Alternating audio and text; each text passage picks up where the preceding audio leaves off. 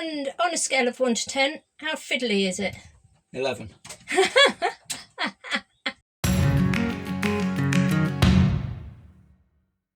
First job, let's take off this current unit and see where everything goes so that we can work out what we need to tap into.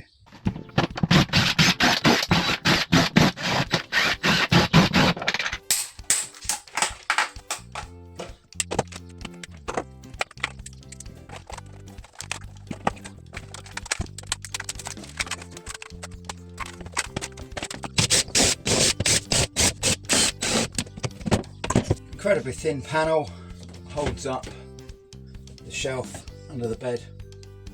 Fairly crappy but simple design. This is where we're going to mount our unit. We're sat underneath our bed. What we can see here, we have the water tank. We have a lot of cabling coming in underneath here. Our mains cable comes in here. There's the Truma heater, valves and hot air pipes through.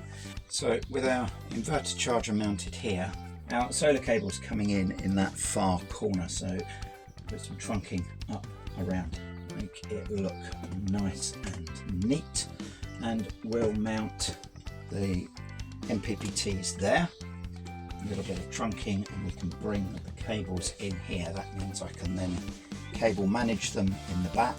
I'll have a couple of cutouts here for the cables coming in for the inverter charger.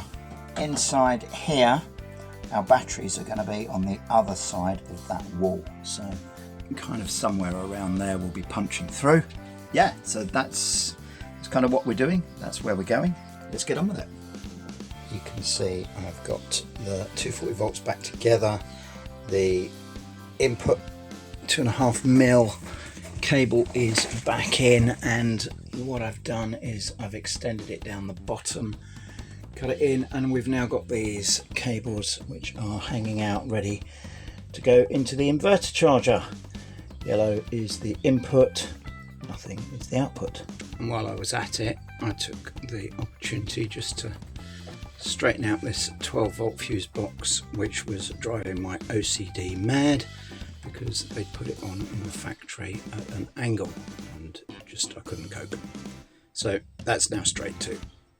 You pick me up after I've drilled some holes. In fact, I've drilled a lot of holes, but most of them aren't visible at the moment. It's always a bit unnerving drilling holes in a 100 grand camper van. Our batteries are going to be in here, so we have a nice big gap in there. It's the same size as a Truma vent, so I'm going to put one of those in there just to help. All holes there, show you the rest later. We've put the backboard back on and we've attached the inverter to the backboard. We're now putting it in the wires. John, what are these wires for that you're attaching? AC. So this is shore power coming in. It kind of runs around there, it goes out, it runs through there and up there and into there. So effectively, when we're plugged into power on site, it just loops through this and does nothing.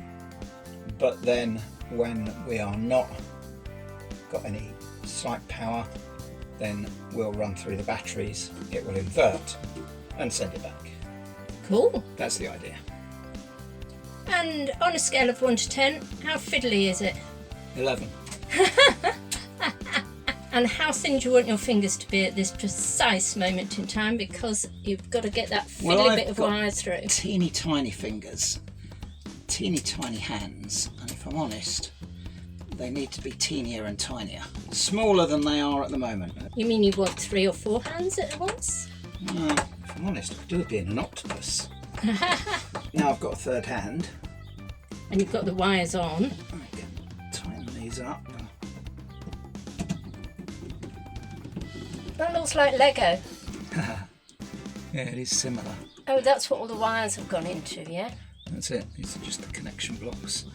This is for we've got a generator. It could make the generator start, etc, etc. Next things we need to do are to pop in the remote cable and the Bluetooth interfaces. Connectors and all that. Let's have a look, see if that will go in. So this one goes into the CAN port. Okay, this one is for the external LCD port, which is basically this. So we unscrew this. It has an RJ11 connector on the back. We take it inside and we mount it inside. That's clever. So we don't need to sit in the garage and wonder what the heck is going on. And now, as you can see, it all looks very neat. And the next one is the big boys. Let's get those done. So these are the DC power supply cables, which will eventually go to the battery. This is the positive. I don't have red cables because they're impossible to get here. So make do with what you can do and mark them up so that we know that they're red. Get it all into position. So this is our 300 amp A&L fuse. And this, luckily, I have a baby torque wrench for my bike rather than a massive one for my car. And these have to be 1.2 Newton meters. So we set 1.2 on the torque wrench. Click, and we know they're right. That's clever. And of course, this one is a 13mm. So just while you're pulling that through and fixing it through, would you like to mention how warm it is today to be doing this job? 37 degrees. That's a 3 and a 7 together. That's 37 degrees, and I'm leaking at the moment. It is ridiculous. It is a tad hot to be doing this, but we have a time constraint, so we're doing it. So we have to get it done. It is what it is. Okay, we need a hairdryer and an extension lead. We need to heat shrink before we can go any further. He's hair dried it and put the heat shrink on. And why do we put the heat shrink on? Insulation. And then you've wiggled the big wires through. Torqued up as they should be. Next bit done. Tick. Tick. Looking good. Not much left to do. Famous last words. I think I'm going to call it a day.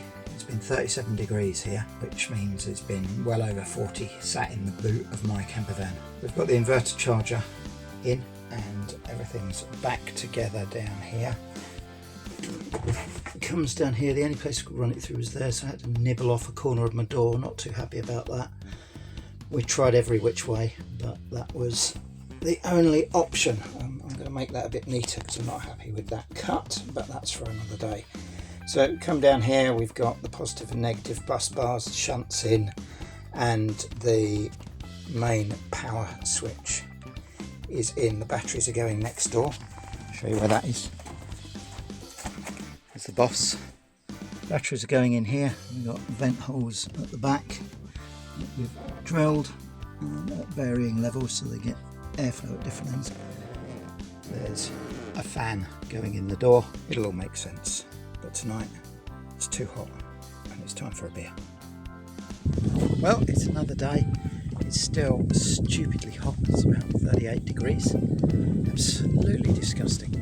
But got to get on. So today I'm cutting a big hole in the side of the van. I'm going to get on and make a mess. We've got the vent on. It's all looking good. Cleaned up, looking nice and neat. Now I've put a piece of finger conduit in the back. It's there for no other reason than to space the batteries forward so that you can see the air holes we've got there at two different levels, just to make sure that they don't cover up any of those air holes, because we need that for airflow for the fan. So yeah, it's fairly important. We'll also, as you can see, we've got cables coming in from the garage there. We'll also get airflow through there, so I have no issues with the batteries overheating. It's a tight fit, but they're in. You can see we have an over the top airflow and an underneath airflow and airflow from the left. Let's get them connected up. You probably can't hear me over all of this, but Helen is our heat shrink queen. She has a degree now in heat shrinking because she's done most of it. Because I know how to drive a hairdryer. Yeah, well, there is that to it. This is our second to last cable. All we need to do is put the earth in and then we're done.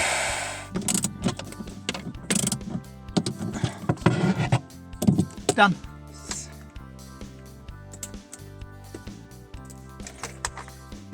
So this is it. This is the turn on moment. You ready for it to go bang?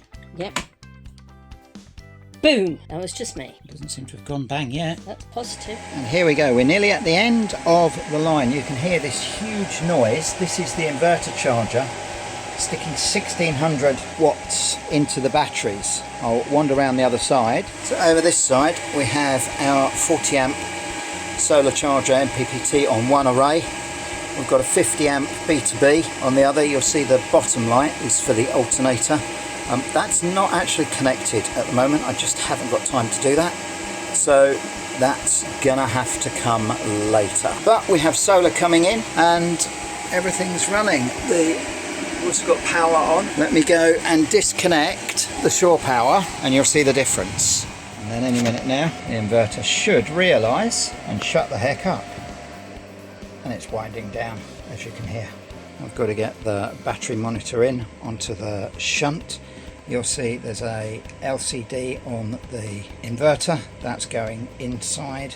I've run the cables for it. It just unscrews from the inverter and we'll pop it inside. Temperature sensor is saying it's 35.5 degrees in where the battery compartment is, because it's running into there. I need to tidy all that up. That goes in here, and then obviously put the cable on to connect the fan up and the battery box. Not a bad couple of days work, a few finishing touches, and I'll catch up with you when I've done that. And that is the last job. That's the earth in. All that I've got to do is clean around here, Sikaflex the hole up, and I'm done. I hope you can see. It's 40 degrees here. I'm so hot. It's beer o'clock. And that is us done. Everything's in. Still a little bit messy down here because I'm just waiting for some sticky pads, 3M stuff, just to tidy that up. The system is entirely separate from the van system that was fitted at the factory. Basically, I need to take this out, disconnect the battery that's in the front under the passenger seat, and then connect our new system up. But I don't have time to do that before we're off. So it's running in parallel, and basically all that's happening is our new batteries and inverter are running this battery charger, which is charging the house battery under the seat, which is running all of the 12 volts. Left hand side here, that's the trunking, that's where our solar comes in, runs across the bottom to the charge controllers. You see the trunking's all out at the moment. I'm waiting for a Bluetooth unit for one of those, and for some reason I didn't order enough. I don't know why. There you go, oversight. Anyway, so as soon as that's in, I'll hide that in the trunking, put the cable tidies on, put the trunking back together, and that will be done. The inverter charger is mounted up there. It is the only place we could put it inside the van or inside the garage, basically because of the cooling requirements. It needs something like 15 centimeters at the top, which means there's just no other surface in here because of this stupid panel they put on in the factory that's just in the middle and takes up too much space. It's not a big deal. You can mount them sideways. It's absolutely fine. To be fair, I think it's looking quite neat, if I'm honest. It's a bit spread out all over the place because we just haven't got the space to put it all in one bit. But I think overall it's neat. It's good enough. It's safe. That is the most important thing. So many hidden fuses, circuit breakers, everything. It's reasonably neat, nice and clean. Now I am going for a cup of tea before it gets to 40 degrees again, because this has been a mission doing this week. So thank you very much for watching, guys. As usual, do please give us a thumbs up, give us a like, subscribe if you haven't already. You're missing out on all this pants that we keep dribbling on about. Share it with your friends, ask us a question, all of that kind of shiz. Really appreciate it if you do, because YouTube appreciates it. So cool, thanks very much, guys. Have a great time, and we'll catch you on the next vlog.